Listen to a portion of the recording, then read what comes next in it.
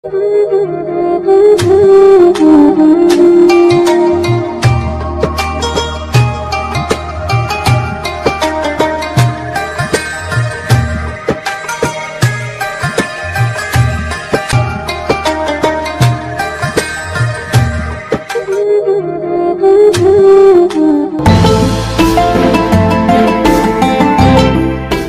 warahmatullahi wabarakatuh. Selamat datang di podcast SD Muhammadiyah Plus Malang Jiwan. Di sini saya sebagai host yaitu Lutfi Fuada bersama dengan narasumber kami yang saat ini adalah Bapak Ali. Terima kasih Bapak Ali sudah hadir. Sama-sama, terima kasih sudah diundang di podcast SD Muhammadiyah Plus Malang Jiwan Romadu. Bagaimana kabarnya Pak Ali? Alhamdulillah baik-baik. Alhamdulillah. Seharian beraktivitas di kampus, terus ini tadi meluangkan waktu di sini. Jadi masih aktif di kampus nggak Pak? Alhamdulillah masih. Jadi kalau sebelumnya Pak Ali ini kesehariannya yaitu di kampus nih Pak Ali. Ya. Apakah ada perbedaan aktivitas atau perbedaan jam kerja ketika sebelum pandemi dengan setelah pandemi saat ini Pak? Secara umum aktivitas kerjanya tidak berubah, hanya cara kerjanya agak berbeda. Saya datang ke kampus sebagai prodi pendidikan agama Islam di UMS rata-rata jam 8 gitu ya, sampai jam 1 biasanya. Nah kalau dulu kan kuliahnya di tatap muka gitu ya, kalau sekarang lewat laptop atau HP gitu ya, bisa dari rumah, bisa dari lain. Ya. Oke, untuk apa nih? Waktu pandemi ini, apakah memang menjadi kendala atau malah menjadi semangat sendiri buat Pak Ali? Ya jelas menjadi satu tantangan ya, karena saya punya bawaan asma ya, jadi saya harus pergi hati-hati untuk penempatan diri, kerumunan dan sebagainya, saya lebih berhati-hati. Jadi tetap menjaga, tetapi juga tidak mengurangi produktivitas. Jadi tetap produktivitas, membaca, menulis gitu ya, tetap mengajar gitu ya, tetap berjalan lah ya. Oke, baiklah Pak Ali. Untuk podcast kali ini kita dalam tema yaitu sekolah yang dinantikan. Ya, seperti yang kita ketahui ya, masa pandemi seperti ini kan memang pembelajaran dilakukan secara daring, tentu menjadi suatu tantangan bagi sekolah dan juga bagi orang tua di rumah, dan juga anak-anak pasti ingin segera kembali ke sekolah juga. Nah ini menurut Pak Ali tentang sekolah yang dinantikan itu yang harusnya seperti apa nih Pak? Kalau secara umum sekolah yang dinantikan itu yang menggembirakan bagi guru yang mengajar, bagi siswa yang diajar itu, yaitu ketika proses pembelajarannya itu bukan karena ada tekanan gitu ya, karena harus ini harus itu, tetapi karena merupakan kesadaran dari anak bahwa saya itu butuh untuk belajar. Guru demikian juga, guru juga bukan karena tekanan atau beban gitu ya dari sekolah, tapi karena memang mengajar itu sebuah panggilan panggilan jiwa ya, untuk berbagi ilmu, untuk memperkembangkan ilmu, untuk memuliakan ilmu. Nah kalau seperti itu nanti akan berlangsung proses pembelajaran yang menggembirakan, yang menantang, dan ini exciting itu ya, memberikan pengalaman yang tidak terlupakan sepanjang hayat kita semua, baik sebagai guru maupun sebagai anak itu. Nah memang dalam situasi sekarang situasinya agak berbeda itu ya, agak berbeda karena tidak lewat tatap muka, tetapi lewat tadi jarak jauh ya.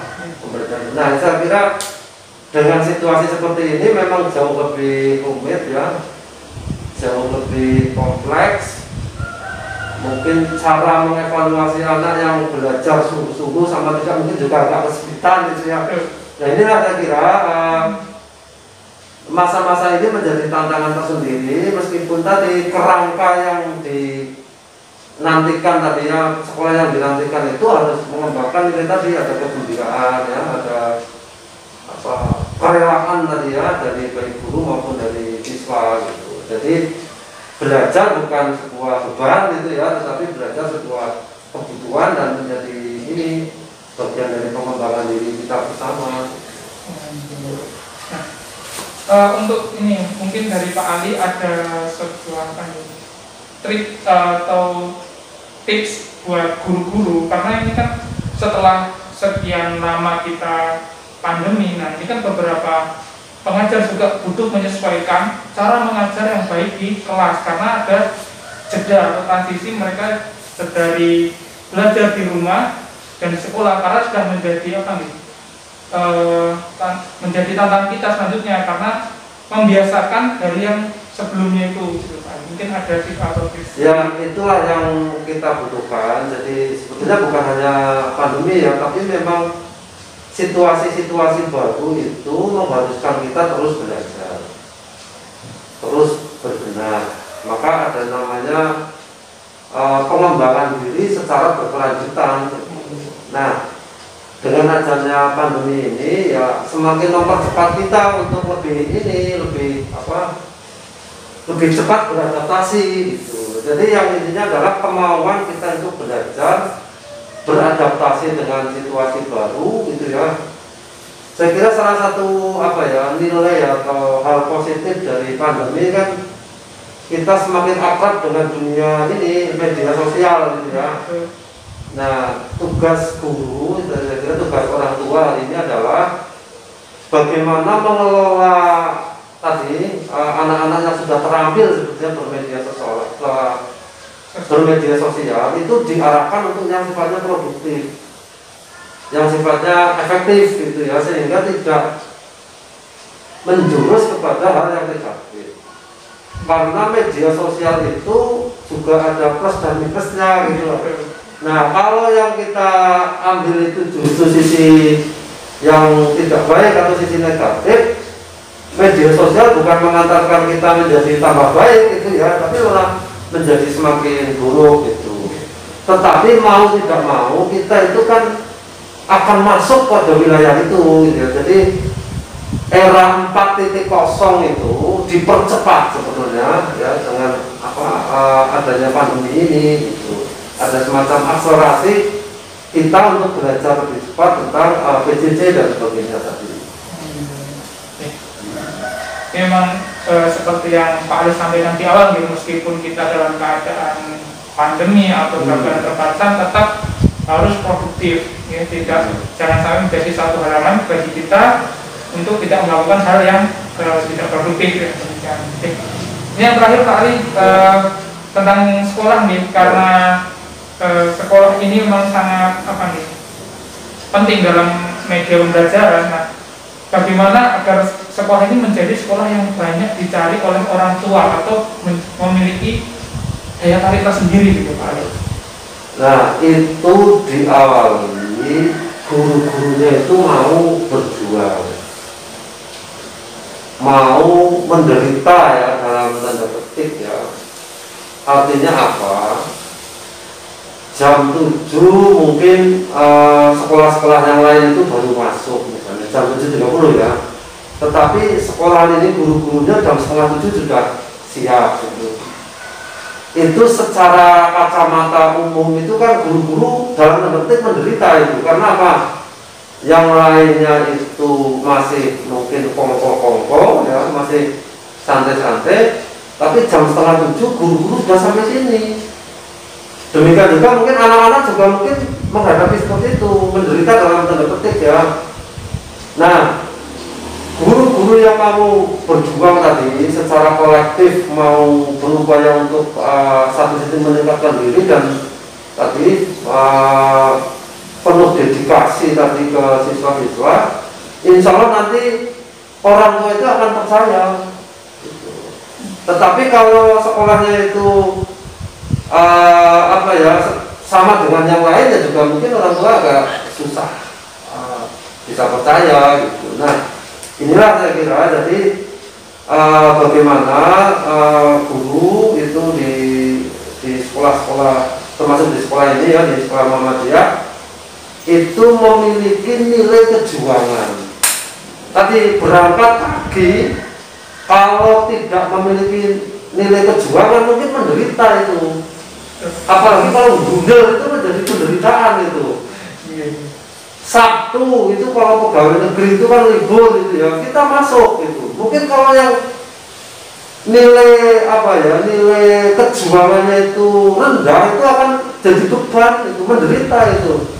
Tetapi bagi guru-guru yang sudah meniatkan hidupnya untuk mengabdi kepada mencerdaskan bangsa, mendedikasikan hidupnya untuk kemajuan bangsa, itu terasa enteng.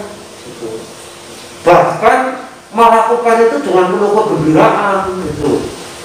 Jadi bagi kacamata masyarakat umum atau orang guru-guru yang lain mungkin kok terasa menderita, tapi bagi yang mengalami dan ikhlas melakukannya, dia itu akan enteng dan penuh kegembiraan. Nah inilah saya kira kalau sekolah itu mau ingin maju, ingin berkembang, mau dipercaya oleh masyarakat, guru-guru harus secara kolektif bekerja bersama dalam tanda petik tadi, menderita bersama itu. Kalau istilah saya gini, daripada menderita mencari siswa ya, harus door to door dan sebagainya tadi ya, lebih baik menderita melayani siswa, memberikan pelayanan prima kepada anak kurangnya apa, kita beri pelayanan itu kalau saya gitu, daripada sibuk mencari siswa baru misalnya, mendingan kita membangun yang sudah ada itu kita kelola dengan baik, tadi dengan penuh kesungguhan, tadi dengan menderita kalau dalam bahasa yang masyarakat awam, tetapi karena guru-guru ini sudah punya niat untuk ikhlas untuk mendedikasikan ilmunya, maka itu dilakukan dengan kegembiraan. Kalau pola ini yang dikembangkan oleh sekolah, maka insya Allah kepercayaan masyarakat itu akan terus tumbuh, akan naik gitu ya. Yang kedua adalah komunikasi dengan orang tua. Jangan sampai sekolah itu menutup informasi dengan orang tua. Jadi bagaimana orang tua itu memperoleh informasi yang clear dari sekolah. Kalau misalnya ada pertanyaan, diberi penjelasan yang kira-kira clear itu ya. Nah, dengan cara melayani siswa secara prima, berkomunikasi secara efektif dengan orang tua, insya Allah kepercayaan masyarakat itu akan semakin tinggi, akan semakin meningkat. Kira begitu. Baik, tadi ada dua ya poinnya, yaitu tentang berjuang dan juga komunikasi yang baik. Ya, betul. Demikian yang dapat kita diskusikan untuk siang hari ini. Dari perbincangan ini dapat kita simpulkan, yang pertama yaitu kita harus tetap produktif meskipun dalam masa pandemi atau masa yang sangat terbatas seperti ini ya. Dan juga jangan sampai kita menurunkan rasa berkorban kita terhadap sesuatu hal yang nilainya yang pastinya itu bernilai ibadah. Dan yang pastinya yang terakhir itu tetap menjaga komunikasi. Karena di lingkungan sekolah yang pastinya komunikasi kita terhadap orang tua. Begitu, terima kasih Pak Ali. Sama-sama, terima kasih waktunya. Mohon maaf jika apa yang kami belum maksimal kali ini. Sukses selalu untuk keluarga SD Muhammadiyah Plus Semarang ya. Amin, amin. Ya. Oke, sekian dari kami untuk pertemuan kali ini. Sampai jumpa di podcast selanjutnya. Wassalamualaikum warahmatullahi wabarakatuh. Waalaikumsalam warahmatullahi wabarakatuh.